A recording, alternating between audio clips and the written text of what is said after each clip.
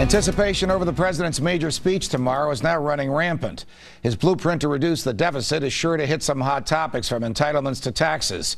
Joining me now with more on what we can expect is Lou Dobbs. Lou, of course, is the host of Lou Dobbs Tonight on the Fox Business Network. Lou, it's a pleasure. Great to be with you, Judge. What will Lou Dobbs's reaction be if the same president who just signed into law an extension of the Bush-era tax rates now says he wants to raise taxes on everybody who makes more than $200,000 because he thinks that's a way to collect revenue and gin up the economy in a recession? I know it's a loaded question, but I want your answer. I can give it to you rather quickly. It's such a nifty idea. I think I can respond to it rather quickly.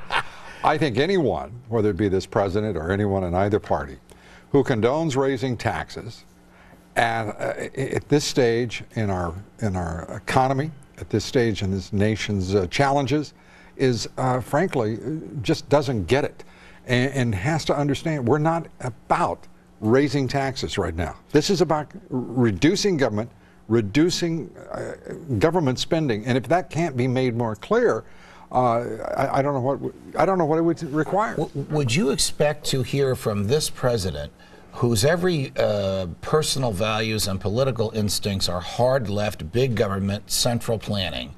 You mean he's not a centrist? To talk wait a minute, you're I shocking said central, me. not centrist. to talk about less spending? I mean, wouldn't he pretty much isolate the left wing of his party? He almost did the other night by a measly $38 billion cut in a $2 trillion budget. Well, I come to this, Judge, with a little different perspective. I believe the left is already isolated.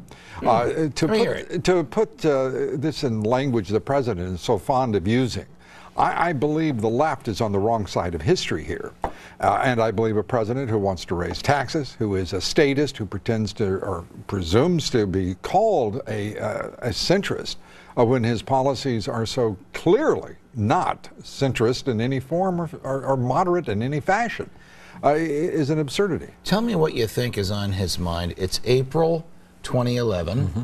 In November of 2012, he may face a formidable foe. He may face a very angry electorate. Doug Schoen, or another kind. Right. Doug Schoen, who sat here before you, points out that the independents are leaving him in droves. Right. Is his eye on the ball of somehow improving the economy, even if it's cosmetic and short-lived, or is his eye on the ball of getting reelected and shoring up his base? Well, he has done this. He has created his headquarters in Chicago. He's moved his best political minds to Chicago, and they are apparently not counseling this president right now.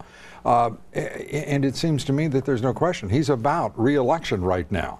This president has had so many great opportunities, Judge, to stand up and stand out. He could have as easily in February, when he introduced version 1 of his 2012 budget proposal, have met the challenge and said, we're going to reduce government, we're going to constrain spending, we're going to be modest in our foreign policy, we are going to return to traditional values here. And he could have preserved many of his, as you put it, central government command ideas, even at that. But you know this better than I. He has borrowed $2 trillion in the first 2 years he's been in office. He wants to borrow another $1 trillion in the next 6 months.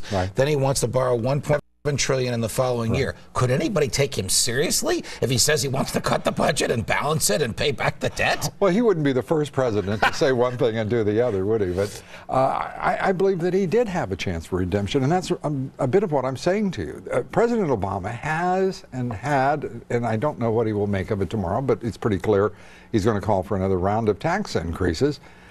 He's had such an opportunity to stand up here. He could have been that centrist that his political strategists were trying to posture him as. I don't think he could be the centrist. I think his every instinct is towards the FDR end of the federal government. In your face, making personal choices for you and planning the economy. Oh, I think by no question, ideological DNA, you're quite right. But the events presented him with an opportunity, which the political animal within him could have responded to. I don't think you've seen the speech. I know if you had, you'd share it with me. But you sound as though, I'm kidding, of course, but you sound as though you don't expect him to do the right thing tomorrow. You sound as though on Lou Dobbs Tonight, tomorrow night, you're going to be angry.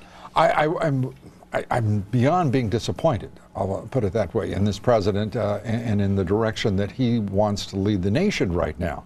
I would love to be able to tomorrow night, be just as delighted, surprised, and thrilled as millions of Americans at what the president is going to say. But when we're told initially that it's going to be a form of Bowles-Simpson, that it's going to call for tax increases.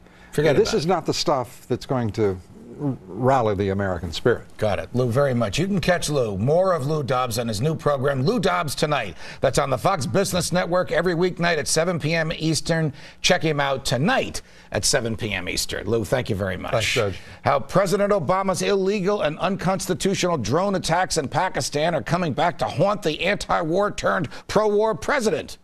That's next.